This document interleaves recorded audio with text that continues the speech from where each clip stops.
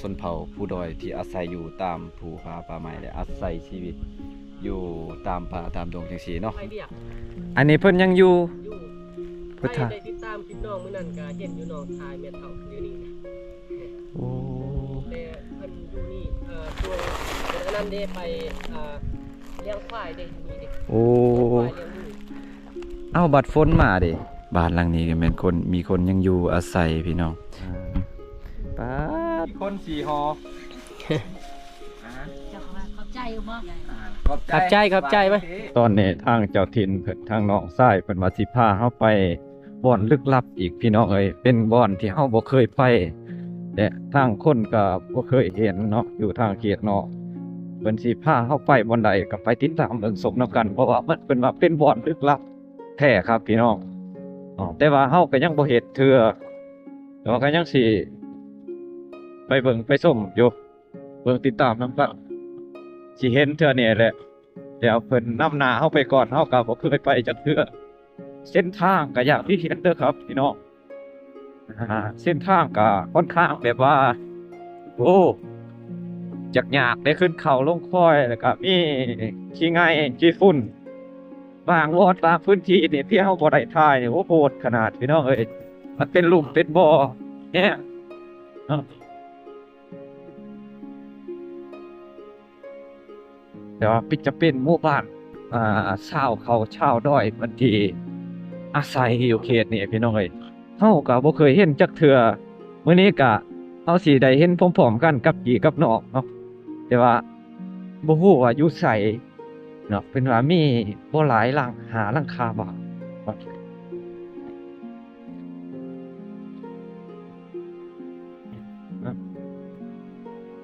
ไปก็ไปจนว่าสิเห็นอยู่แหละพี่น้องเอ้ยว่ามันสิอยู่ฮอดจุดใดบ่ใดพี่น้องเนาะโอ้โห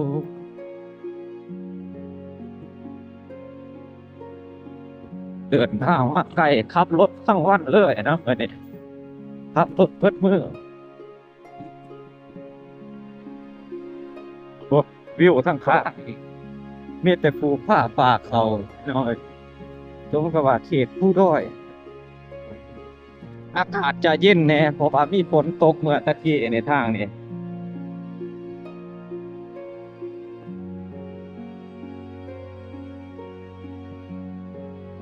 ว่ามีฝนตกเมื่อตะกี้ในทางนี้ข้างหน้าอีกก็ยังมีหลายหมู่บ้านว่าแต่เฮาสิไปบ่อนบ้านลึกลับที่เฮาบ่เคยไปว่ามันสิอยู่ไส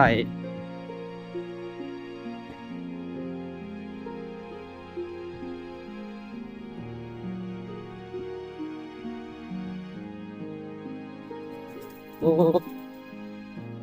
อะ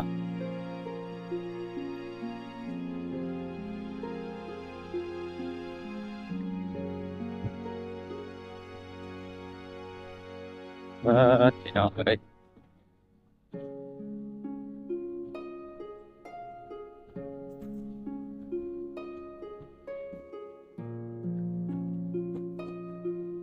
เป็นว่ามีหาราคาบ่าก็ยังเบิดไปอยู่ โอ้โหว่าอยู่ใสแต่ว่าการรอติดตามเบิ่งน้ำกัดพี่น้องเอ้ยโอ้เส้นทางเนี่ยขึ้นเขาลงค่อยก็โพดว่ามันโพดแท้เด้สบายดีพี่น้องท่านผู้ชมเบิดสุขุสุคนทั้งภายในและก็ต่างประเทศพี่น้องเอ้ยเนาะตอนนี้เฮาก็เดินทางมาได้ครึ่งทางระยะหนึงแล้วพี่น้องเอ้ยก็มาฮอดหมู่บ้านสำรวงเนาะบ้านสำรวงแล้วก็อันนี้มาหนองทรายเป็นอยู่ทางเขตผู้ด้อยอยู่ทางเมืองสานไส้แขวงอัตตปือเนาะก็เป็นอีกเมืองหนึ่งจังหวัดหนึ่งที่มีชนเผ่าผู้ด้อยที่อาศัยอยู่ตามภูผาป่าไม้และอาศัยชีวิตอยู่ตามป่าตามดงจังซี่เนาะมื้อนี้เพิ่นพาเฮามาเลาะเบิ่งเลาะชมวิถีชีวิตและก็เรือนซ่านบ้านสองของพี่น้องเพิ่นที่อาศัยอยู่ตามป่าตามดงซึ่งอยู่นี่เขาเจ้าก็มีอยู่หาหลังคาบ้านก็มีอยู่หัน2หลังกันอยู่นี่มีก็เป็นพี่น้องชนเผ่าตะเลียงแล้วก็ มีบ่าวฤทธิ์เพิ่นเป็นเจ้าถิ่นนำพาเฮาพารอเบิ่งรอชมหมู่บ้านเพิ่นทางนี้พี่น้องเอ้ยเป็นจังไดก็ไปติดตามเบิ่งชมนํกันพี่น้องเนาะ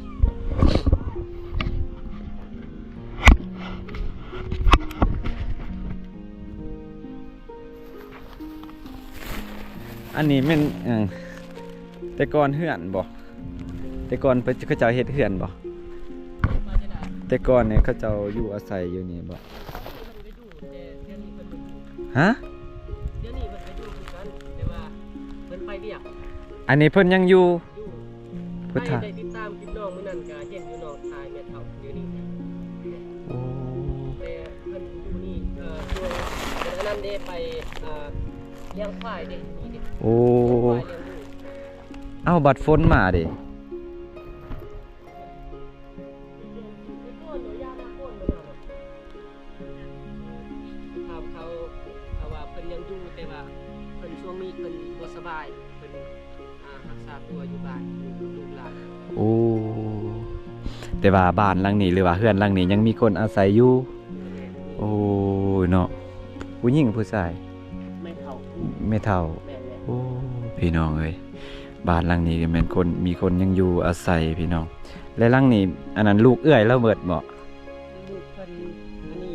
เสื้อสีเหลืองแล้วก็ลูกเพิ่นอันนั้นสองคนลูกอ้าย ลูกอ้ายจ้ะ แบบเป็นลูกพ่อเพิ่นนะแต่ว่า โอ้ เป็นลูกแม่ อ๋อ พ่อแม่เพิ่นไปทางอื่นไปทูตให้ช่วงนี้ โอ้อันนี้คือเอื้อยเพิ่นอยู่ผู้เดียวบ่ผัวอยู่บ่ พวกเพิ่นไปทูตให้คือกัน โอ้ยัง แม่เฒ่าอยู่กัน แม่เฒ่าอยู่ในบ่โอ้เรา บ้านชาวปาจีนะ เอื้อยผู้นี้นี่บ่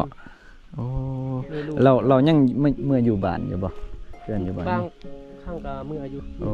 แต่ว่าอาศัยอยู่นี่มันจะสบายกว่าเนาะ แม่นพราะว่า เลี้ยงหมู เลี้ยงหมูดิเลี้ยงหมูเลี้ยงควายอยู่นี่ อ๋อ เฮ็ดให้เฮ็ดสวนอยู่นี่ มันง่ายกว่าเนาะ สวนเขาเจ้าไร่ทางนี้นะ ป๊าดพี่น้องเอ้ยแม่เฒ่าเพิ่นอาศัยอยู่นี่โอ้บ่คิดว่าเพิ่นยังสิมีคนอาศัยอยู่พี่น้องเอ้ยป๊าดเถอะเนาะอันนี้ก็ล่างเลยป๊าดเถอะอันนี้ก็แม่นมีคนอาศัยอยู่คือกันเลยเนาะ อันนี้พวกเมื่อเฮาเจอเขาอยู่พุ่นเด้ โอ้ นั่นเด้แต่พวกเพิ่นเมื่อเลยทางยาน เขาย่างเมื่อนำทางหั่น แม่น 3 คนหั่น แม่น โอ้ เขาเจ้าอยู่นี่นี่เขาเจ้าเลี้ยงหมูเป็นหลัก โอ้ เลี้ยงหมูใส่เลี้ยงหมูเพราะว่า ก็สบายอีกแบบหนึงเลยเนาะ ซีบหลัก ป๊าดมีแต่ภูขาวๆป๊าดผู้สาวซ้ำน้อย มีแต่ภูขาวๆป๊าดเป็นตาแพงแท้อันนี้ต้มหยังต้มข้าวหมูบ่อาหารหมูสบายดีเด้อเอื้อยสบายดีจักเอื้อยจัก จัก น้อง เอ้ยจักน้องคือกัน อายุจักปีนะขออนุญาต 26ปี โอ้ยน้อง น้อง น้องข่อย แม่น เออ เอ้ยเพิ่นอายุ26ปี ขออภัย มีลูก ข่อย28แหละ เอ้ยมีลูก4คนนะแม่นบ่โอ้มีลูก4คน 4 คน อันนี้บ่ อ้ายได้จักคน ข่อยผู้หนึง อ้ายเพิ่นผู้หนึงเนาะ อันนี้ก็แม่นบ่ แม่นลูก โอ้ เพิ่นคือกัน โธ่เป็นตาแพงแต่ ลูก4 คนกินบ่มีกินบ่กินบ่ เจ๊โดล่ะ เออแม่เฒ่าสบายดีเด้อ นี่ กินบ่มี แบด จับกองให้อายเนี่ย ได้ หากามาเห็นพี่น้อง เออ ไปตั้งพี่ผู้ดีน้องชายเจ้าถิ่นเพิ่นนำพาเฮามาเที่ยวมาเลาะทางเขต มายาม ผู้น้อ มาชมเนาะ ความตั้งใจมากขนาดที่รถเกือบเฮียยังบ่ฮู้เมื่อ จักเฮียอยู่ไส เกือบเฮียกลางทาง เฮียนำทางทางมัน เส้นทางเป็นจังใดอ้ายทางบ้านน้องถนนหนทางเป็นจังใดโอเคบ่ สุดยอดเจอสภาพข่อยก็ได้ โอ้ กีบ่มีหยังสิมาฝากมาตอนนี้ โอ้ มีแต่ แม่ มีซื้อมานำทางบางอย่างกิน น้ำ บ่ จิต มี น้ำใจเล็กน้อยเนาะไอ้เบิ่งมอบให้น้องๆเพิ่นทางนี้ น้อยๆจ้าอันนี้มี4ห่อ เออ พอดีแหละ4คน4ห่ออ่า เจ้าค่ะขอบใจอยู่บ่ ขอบใจไหม บ่ได้เขาเฮียนบ่ เขาตัวนี้เป็นวันศุกร์เด้เขาพักเรียน ปักเฮียน แบ่งกันเด้อ แบ่งกันคนละธง แบ่กันคนละธงให้น้องให้อันนั้นแน่โอ้มาอยู่ปีจักปีเลย อู้ 10 ปีเลยบ่ ดนเลยได้อ้ายเขามาอยู่อาศัยอยู่นี่ดนเลยได้ดนเติบเลย ว่า10 ปีกัน 10 ปีเดิมแต่เบิ่งดีเขาปลูกกาแฟปลูกมะม่นี่กกนี่ก็ใหญ่เติบเลย เขามาอาศัยอยู่นี่ตลอดได้ส่วนน้อยซื่อๆเขาจะเมื่อบ้านนะถ้าบ่มีงานเขาก็อยู่นี้แปลว่าอาชีพหลักเขาเจ้ามาเลี้ยงหมูเลี้ยงควายทางนี้เด้ มันง่ายเนาะ ง่ายสบาย ลูกหมูกะลายซั่นแต่ว่าเฮาเลี้ยงใส่หยังคือว่าคือข้าวซอยกกล้วยคือแบบอยู่หั่นบ่ แม่นคือการหมดแหละทางนี้นะ แต่ว่าทางบ้านอ้ายเขาคือบ่เฮ็ดแนวนั้นกกล้วยกะลายอยู่ โอ้ยจักคือกันแหละ ซย คือทางนั้นเกลือแต่ขี้ห้ำเนาะ แม่นทางบ้านอ้ายใส่แต่ขี้ห้ำ อืมลองเฮ็ดทางนี้เพิ่นน่ะ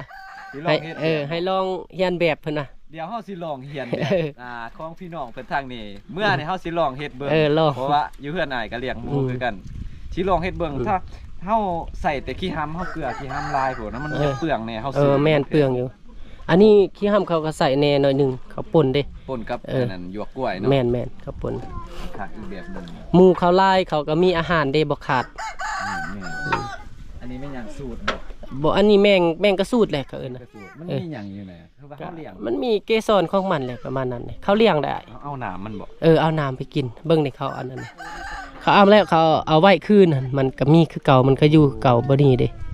เขาเอาตัดมาแต่ป่าพุ่นได้ ครับ เขามาเลี้ยง หมูทางนี้ลายเด้แปลกเด้เฮามาทางนี้นี่จะเห็นหมูทุกหลังคาบ้านเลยเด้ทุกหลังคาเฮือน แต่ว่าทางบ้านอ้ายพุ่นมีผู้เลี้ยงผู้บ่เพราะว่ายอดขี้หำนั้นมันยากๆ แม่น เขาขายกระแพงทางนี่สบาย เบิ่งอยู่พุ่นก็หมู่เขาเจ้าน่ะ แม่นบอก เดี๋ยวบ่มักไปลิ้นทางอื่นได้หมู่ก็ ทักเนาะเพราะมักเขตจังที่นี่แหละมักธรรมชาติจังที่มีแต่หมูตัวใหญ่ แม่นหมู่หะจับได้นี่นะหะจับเลย แต่ว่าคักเด็กกระย้อนเขาเจ้าจึงมักมาอาศัยอยู่นี่เนาะ แม่น โอ้ยพี่น้องเอ้ยอันนี้ก็มีคนอยู่เนาะแต่ว่าตอนช่วงแรงๆเขาเจ้าจะมาเนาะ แม่นช่วงนี้เขาเจ้าไปเวียกไป โอ้ งาน พี่น้องเอ้ยคักนะบ่คิดว่าเฮาสิได้พอกับบรรยากาศจังซี่เด้อยู่นี่ ถ่ายรูปจะนำนะ อืม เขาเจ้ายืน มา จะเก็บภาพมันงา ก็ ม สิเก็บภาพคือกันเลยนี่ก็เก็บภาพคักอีกแบบหนึ่งโอ้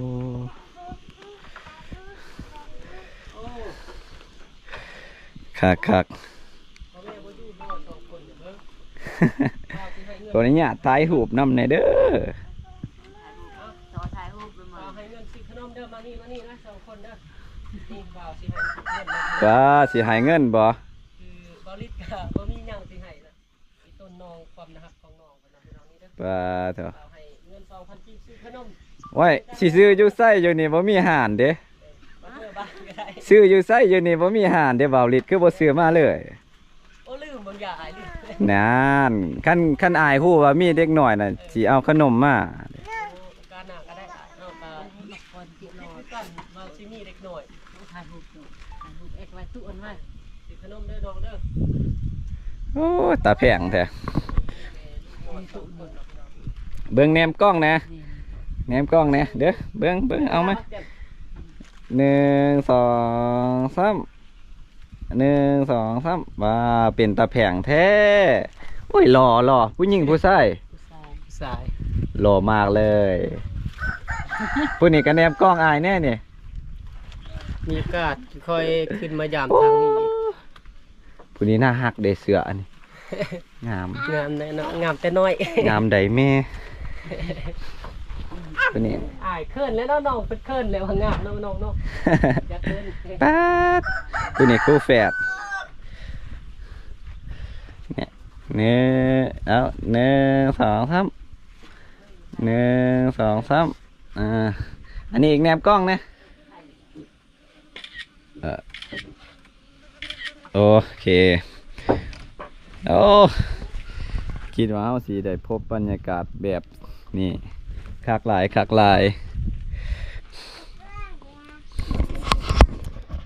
พี่น้องเอ้ยคักเด้ภาพบรรยากาศจังซี่ เพราะว่าอยู่เขตนอกนี่เฮาจะใช้ชีวิตแบบว่าอิสระ